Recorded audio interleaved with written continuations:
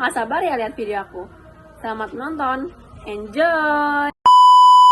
Assalamualaikum warahmatullahi wabarakatuh. Halo semuanya, halo Pak Diksi.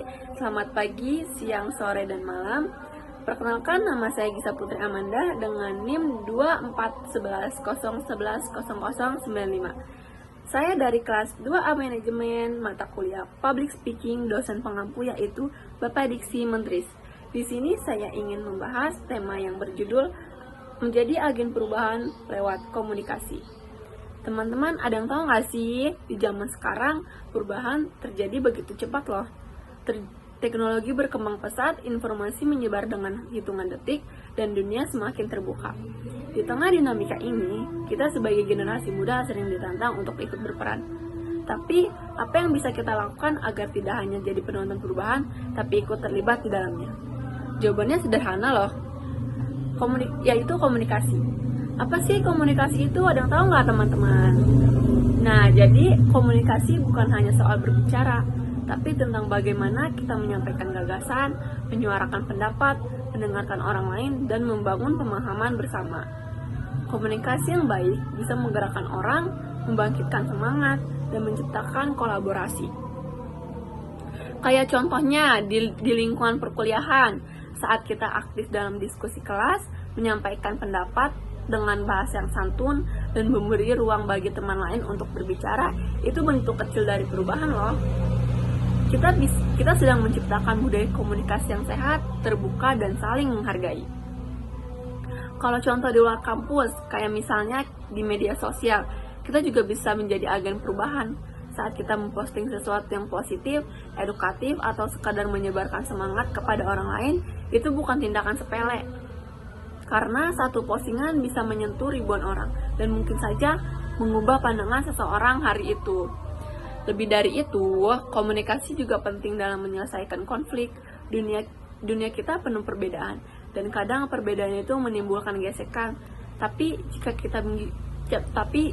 kita bisa menggunakan komunikasi yang empatik, bukan hanya menyampaikan, tapi juga memahami, kita bisa menjadi jembatan antara dua pihak yang berbeda.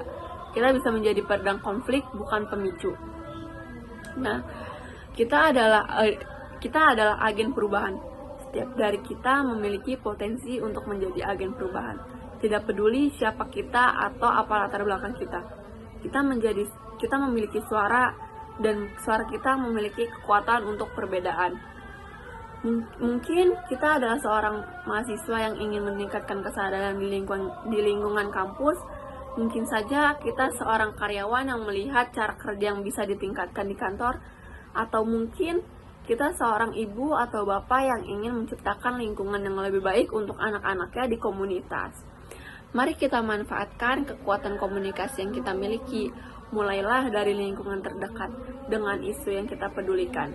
Bicara dengan keyakinan, dengarkan dengan empatik, dan bertindaklah dengan integritas. Teman-teman, jadi agen perubahan bukan berarti kita harus selalu berada di garis terdepan loh. Tapi kita bisa mulai dari yang kecil, kayak seperti mulai dari kita menyapa orang lain dengan ramah, menyampaikan kritik dengan sopan, menjadi pendengar yang baik, atau menyebarkan pesan-pesan yang membangun.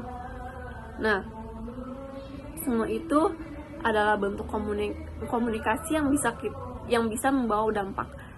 Semua itu adalah bentuk komunikasi yang bisa membawa dampak.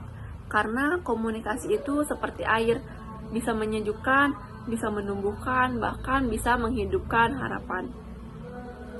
Sebagai penutup, saya ingin mengajak teman-teman semua untuk tidak meremehkan kekuatan komunikasi. Jadilah orang yang ketika berbicara, orang lain merasa didengar. Jadilah pribadi yang lewat kata-katanya, orang lain jadi lebih semangat menjalani hari. Karena perubahan besar selalu dimulai dari hal kecil. Dan kadang cukup dari satu kalimat yang diucapkan dengan niat baik. Segitu dulu dari saya, kurang lebihnya mohon maaf. Terima kasih atas perhatiannya teman-teman semua. Wassalamualaikum warahmatullahi wabarakatuh.